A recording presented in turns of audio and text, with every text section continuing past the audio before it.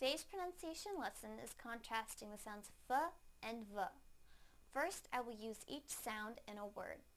Then I will put the words into a sentence so that you can hear them together with contextual clues.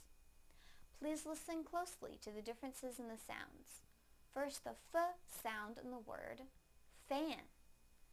Fan, fan. Now the v sound in the word van. Van, van. Now I will use them both in a sentence. Our fan is in the van. Our fan is in the van. Our fan is in the van. Thank you for watching CartoonEnglish.tv's pronunciation lesson. Come visit our website for free lessons, games, and chat.